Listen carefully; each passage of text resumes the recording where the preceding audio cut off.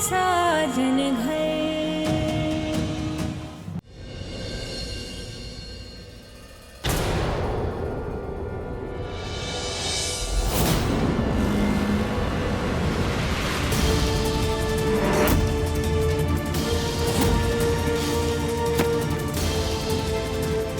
पूजा जी, पूजा जी,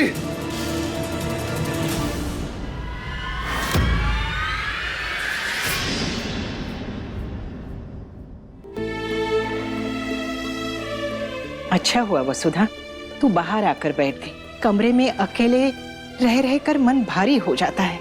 माँ जी, कमरे की खामोशी कभी कोई सवाल नहीं करती है। जब मैं बाहर आकर बैठती हूँ ना, तो लोगों के चेहरे देखकर कुछ कुछ याद आने लगता है और वो मैं नहीं सह सकती हूँ। दर्द से भागकर चैन नहीं मिलता वसुधा। दर्द को धीरे धीरे सहना पड़ता है, तब जाके कहीं वो कम हो जाता है, समझी? भाभी, आपको नहीं लगता कबीर के जाने के बाद विवान थोड़ा बदल सा गया है? मेरा मतलब है, कबीर और विवान का प्यार तो हम सब जानते हैं। विवान तो कबीर के लिए किसी भी हद तक जा सकता है, लेकिन पता नहीं मुझे ऐसा क्यों लग रहा है कि कबीर के जाने का असर कुछ ज्यादा पड़ा नहीं है विवान पर। अमृता, हर बार मेरे बच्चों पर उंगली उठाना जरूरी नहीं है। मैं जानती हूँ तुम्हें मेरे बेटे पसंद नहीं, लेकिन इसका मतलब ये नहीं कि तुम उनके बारे में कभी भी कुछ भी अनाप शनाप बोलो। हाँ अमृता, ये वक्त इन बातों का नहीं है। जा, तू अपने कमरे में जा। भाभी, मैं तो वही कह रही हूँ जो मैंने खुद अपनी आंखों से देखा। अब सच कड़वा होता है, उसमें मेरी क्या गलती है, बताइए आप। और भाभी, आपको एक बात और बताऊं, विवान का शॉल पूजा के पास था कल रात।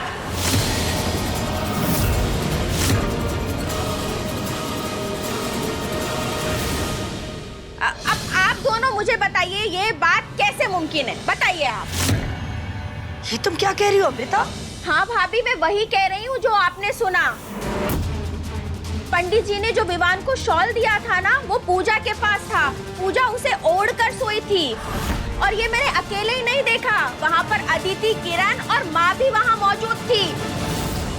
माँ जी, आपने भी देखा? हाँ वसुधा, मैं इस बारे में विवान से बात करने ही वाली थी, मगर कल मुझे वक्त नहीं मिला। विवान, विवान कहाँ है तू? विवान, विवान, विवान कहाँ है तू? विवान, विवान।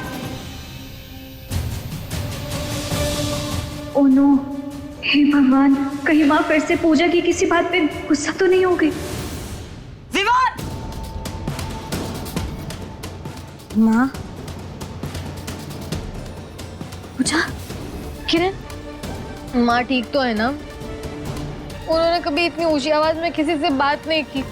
बका वो ठीक है ना? हाँ हाँ, कुछ नहीं हुआ उन्हें। तू टेंशन मत ले। वो डॉक्टर ने तुझे आराम करने के लिए कहा है ना, तो आजा, तू रेस्ट कर ले। नहीं, वो पक्का ठीक तो है ना? हाँ? मुझे माँ की चिंता हो रही है। हाँ, पूजा मेरी बात सुन। मेरी बात सुन, तुझे डॉक्टर ने आराम करने के लिए कहा है ना, तो अभी उतना ठीक नहीं है ना? तू अभी बहुत कर ले। हाँ नहीं पूजा, नहीं किरण तू नहीं समझ रही है। मेरे यहाँ रहने से ना माँ को बहुत तकलीफ हो रही है। मैं इस घर में नहीं रहूंगी, मैं चली जाऊंगी यहाँ से। नहीं किरण प्लीज मुझे छोड़ दे।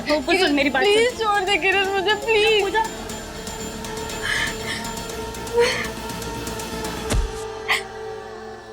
अरे मुझे समझ नहीं आ रहा, एक शॉल को लेकर इतना बड़ा इशू क्यों बनाया जा रहा है? किसी की मदद करना इतनी बड़ी गलती कब से हो गई माँ? तूने श्राद्ध की मर्यादा तोड़ी है विवान, और तू किस लड़की की मदद कर रहा है? उसकी, जिसने मुझसे मेरा बेटा छीना है, जिसने तुझसे तेरा भाई छीना है, तू उसकी मदद कर रहा है? उसमें तरस आ रहा है तुझे, उस पूजा पर? हाँ माँ, वही पूजा जिसे आप गले लगाकर अपनी बेटी बनाकर इस घर में लेकर आई थी, इस घर का हिस्सा बनाया था आपने। हाँ मैं जानता हूँ आप अंदर से टूट रही, पूरी तरह टूट रही है, समझता हूँ मैं, लेकिन पूजा जी भी पूरी तरह बिखर चुकी हैं। इस घर में इतने लोग होने के बाद भी वो पूरी तरह अकेली। अगर हालात नॉर्मल होते ना माँ, तो आप मुझे खुद कहती कि जा पूजा को कंबल दे आ। अगर आपने कल रात उस लड़की की हालत देखी होती ना माँ, तो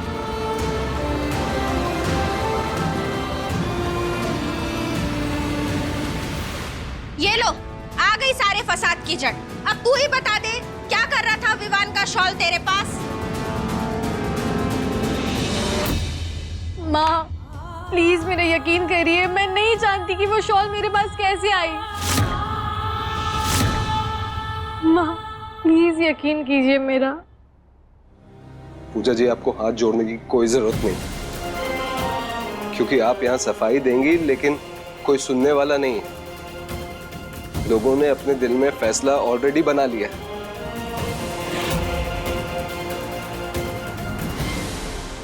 लेकिन विवान जी प्लीज, ये मेरी माँ है और माँ मुझे जरूर समझेंगी। खबरदार, जो मुझे आज के बाद तूने कभी माँ कहा तो हम दोनों के बीच में ऐसा कोई रिश्ता नहीं है, समझी तुम? इस घर से तुम्हारे सारे नाते अब टूट चुके। मैं तो तुम्हारी शक्ल तक नहीं देखना चाहती हूँ। माँ, पूजा जी की हालत देखकर भी आपका दिल नहीं पिघल रहा? आप कब से ऐसी हो गई?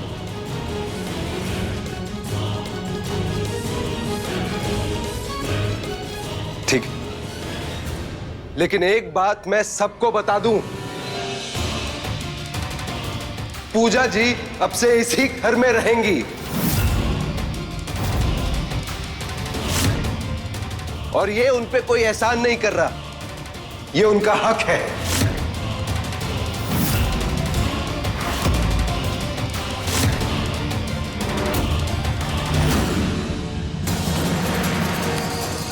इस घर में अब हक के फैसले तू करेगा?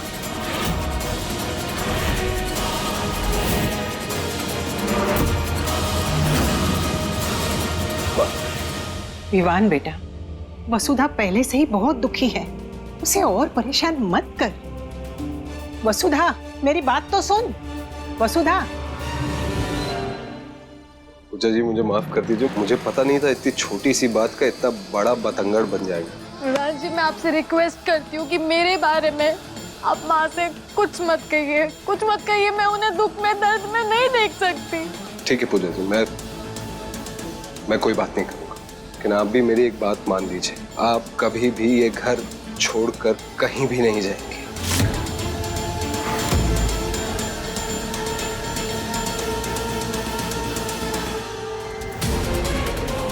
बच के रहना इससे, देख रही है ना?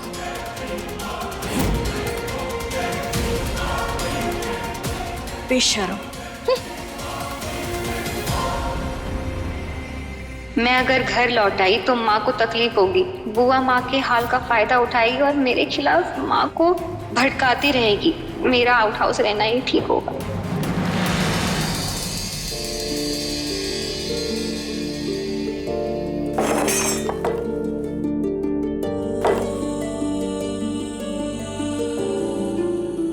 पूजा जी,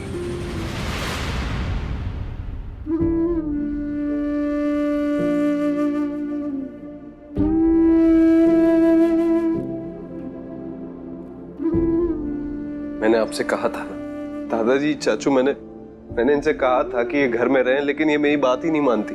विवान जी, मैं पहले भी कह चुकी हूँ कि मैं यही रहूंगी। मेरे वहाँ आने से माँ को दुख पहुँचेगा, इसलिए मेरा यहाँ रहना ही बेहतर है। माँ को दर्द से बचाने के लिए पूजा जी को यहाँ अकेला छोड़ सकते हैं क्या? मानता हूँ माँ का दर्द बहुत ज्यादा है, उन्हें संभालना जरूरी है, लेकिन पूजा जी ने भी तो अपना सब कुछ खो दिया है ना।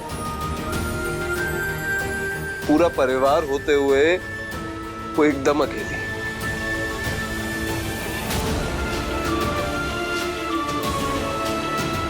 विवान जी, मैं बचपन से अकेली थी, आगे भी अकेली रह लूंगी, संभाल लूंगी खुद को। अब प्लीज मेरी चिंता मत कीजिए। पूजा जी, खुद को संभालना अलग होता है और खुद को सबसे अलग करना अलग। पूजा, रिश्तों से दूर रह के उलझनें सुलझती नहीं, घर से अलग रहने से बातें और ज्यादा बिगड़ जाती। बेटा देवेन और विवान बिल्कुल सही कह रहे हैं। रिश्तों को वक्त और हिम्मत दोनों देनी पड़ती है। वसुधा के आसपास रहो, उससे बात करना शुरू करो, धीरे धीरे सब ठीक हो जाएगा। घर आ जाओ बेटा। वसुधा तुमसे नाराज है, तुमसे अलग नहीं।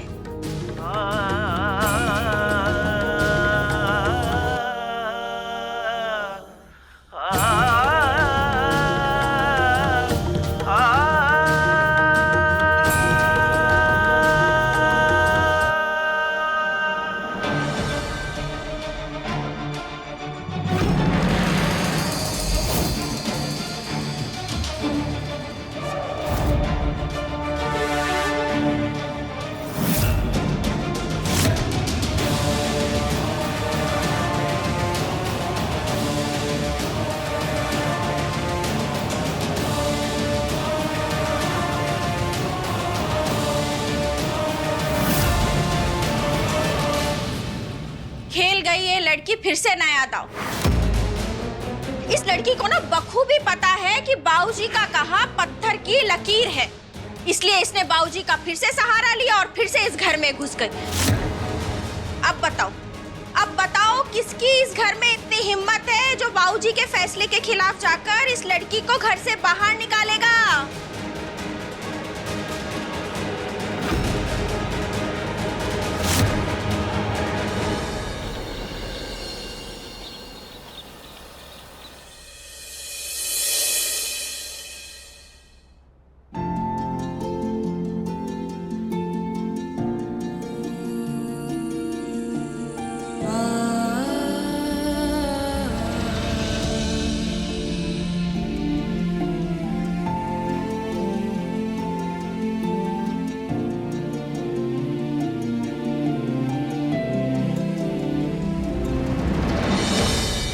विवान बेटा, घर के मंदिर में और तुलसी के पास दिया प्रज्वलित कर दो।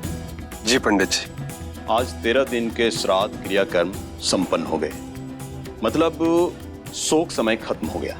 अब आप लोग अपने जीवन शैली में धीरे धीरे आ सकते हैं और घर के कोई भी शुभ कार्य हो उसे प्रारंभ कर सकते हैं।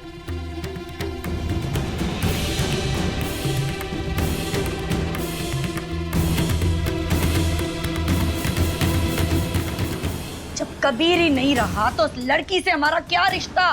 बेटा वसुधा, बेटे के जाने के बाद बहू से रिश्ता खत्म हो जाते हैं क्या?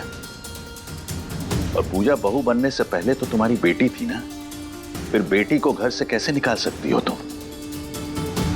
अगर कबीर तुम्हारा बेटा था तो पूजा का भी तो सुहाग था। तुम्हारे आंसू पोंछने के लिए युग, विवान और किरण हैं, लेकिन पूजा तो बिल्कुल अकेली है। तुम उससे उसका परिवार छीन कर उसे सड़क पर नहीं ला सकती। उस मासूम को दोबारा अनाथ नहीं बना सकती हो तुम। और जब तक मैं जिंदा हूं, पूजा इस घर से कहीं नहीं जाएगी। ये मेरा आखिरी फैसला है।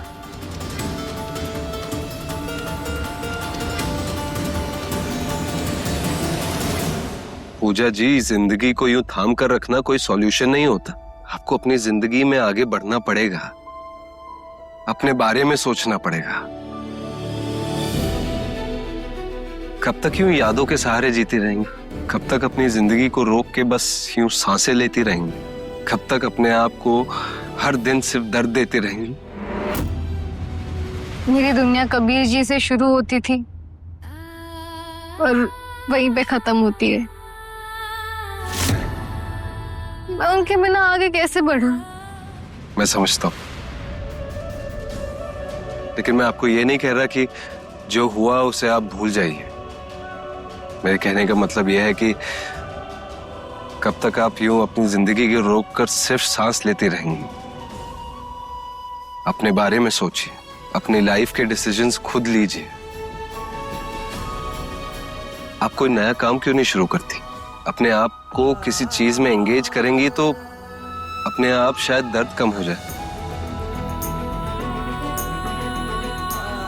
अब जिंदगी में आगे आपको क्या करना है वो फैसला आपका होगा। पढ़ाई, जॉब या कुछ और। मेरे कहने का मतलब सिर्फ ये है कि आप जो करेंगी उसमें मैं आपके साथ हूं।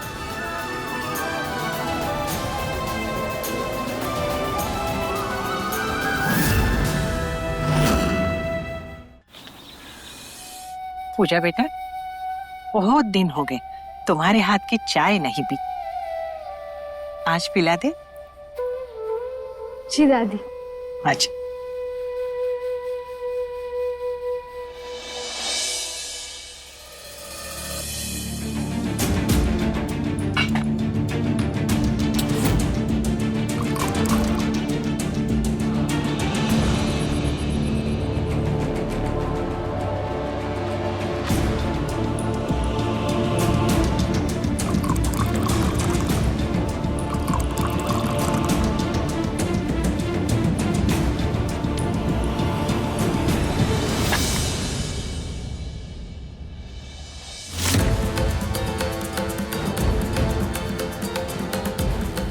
वाह, बहुत बढ़िया, मस्त स्वाद है।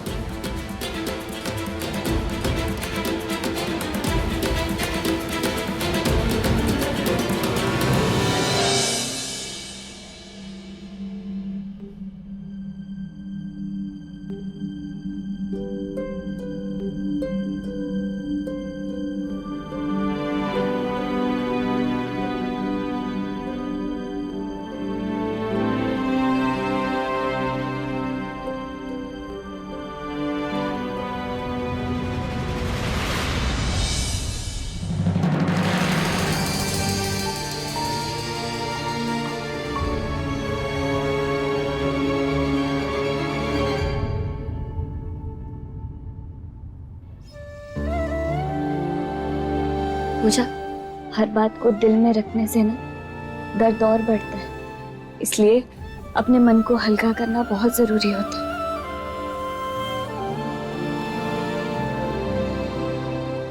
अब जब भी तुझे लगे ना कि तेरे पास कहने के लिए बहुत कुछ है लेकिन किसी से कुछ कह नहीं सकती, तो तू ना इस डायरी में लिख देना, जैसे तुम हमेशा से लिखा करती थी। अब इस नई डायरी से एक नई शुरुआत कर।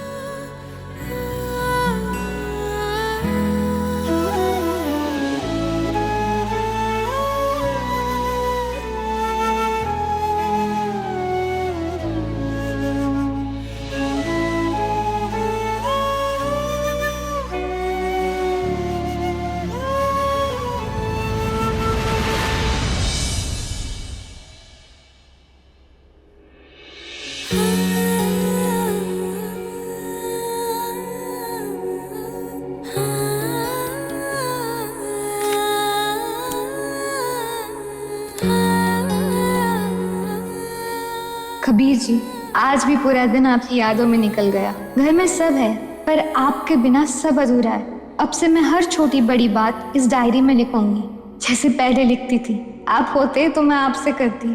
क्यों चले गए मुझे छोड़ के कबीर जी? चल चल चल चल चल चल चल चल चल। हाँ।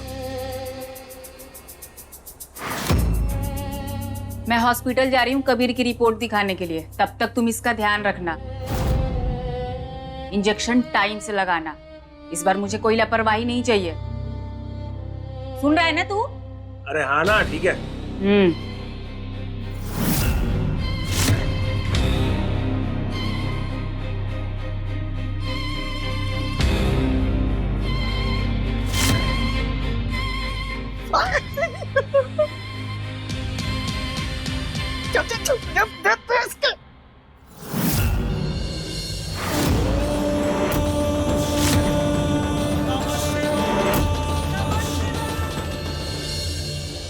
पता नहीं क्यों दिल मानता ही नहीं है कि आप मुझे छोड़कर चले गए।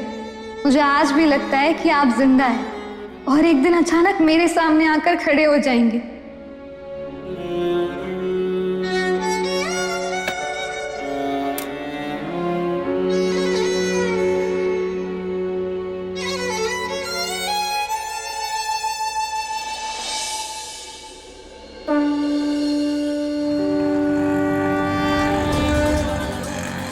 भैया थोड़ा जल्दी चलिए ना प्लीज।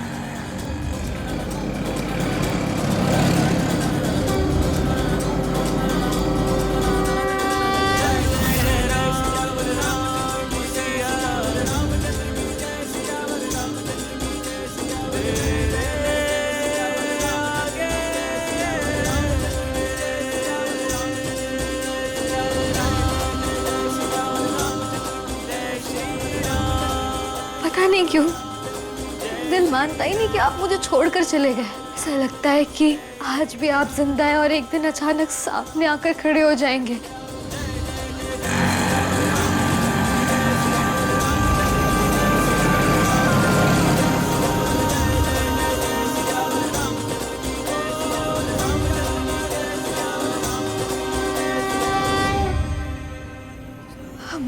मुझे इतनी बेचैनी से क्यों हो रही है?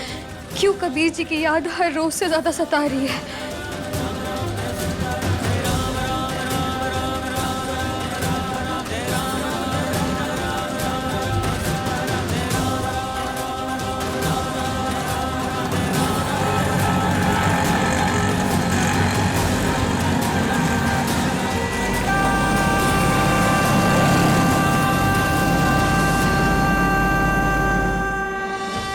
कहाँ चला गया ये? मैंने तुझे कहा था ना इसका ध्यान रखने के लिए। अगर ये नहीं मिला ना आज तो अस्पताल में नौकरी करने की बजाय रोड पे बैठ के भीख मांगनी पड़ेगी। ये वकूफ कहीं का। चल चलो चलो।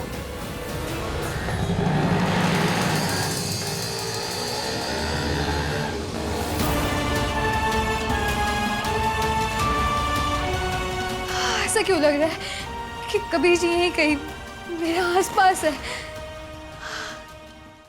साजन घर सोमवार से शनिवार रात 9 बजे दंगल टीवी पर।